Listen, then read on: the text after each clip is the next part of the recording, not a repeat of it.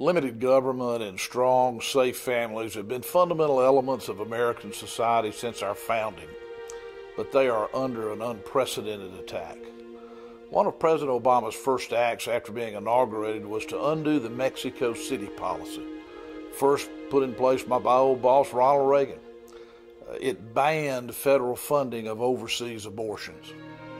One of my first acts as governor was to propose an ambitious pro-life, pro-family agenda aimed at advancing the culture of life in Mississippi by increasing adoptions and decreasing abortions.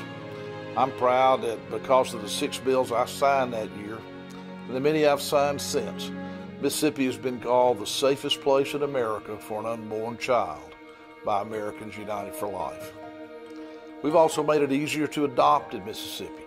To help ease the financial burden of adoption, we now give a $2,500 tax credit to families that adopt children. Strong families also require safety in their homes.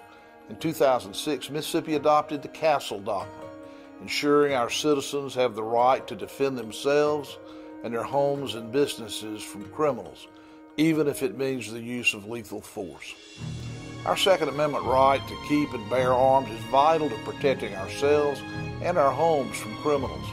We need to elect leaders willing to defend it, both against judges who would like to write it out of the Constitution and liberals in Congress and in states and cities who would prefer to end it. It's difficult to imagine a clearer example of the liberal assault on traditional values and constitutional governance than the recent judicial decisions requiring states to recognize gay marriage.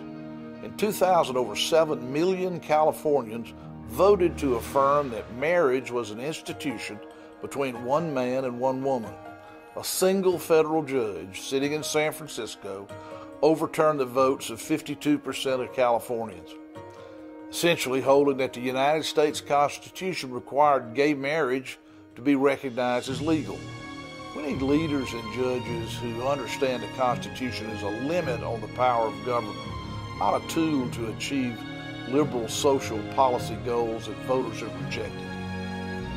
The recently adopted health care legislation provides another example of Democrats' willingness to ignore the Constitution when it gets in the way of their radical ideology.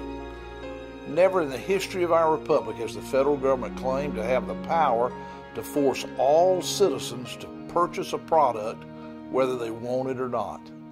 If Congress can force individuals to purchase health insurance, then there are no limits on what Congress can compel you to buy, whether it's insurance, cars, or candy bars. That seems to be exactly the attitude of Democrats in Congress. Even Elena Kagan, President Obama's most recent appointment to the Supreme Court, declined to answer whether the federal government could force all Americans to eat 3 fruits and vegetables a day.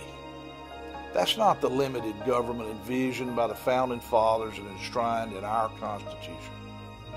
Americans want and deserve a government that respects our values and that recognizes its power is limited by our Constitution.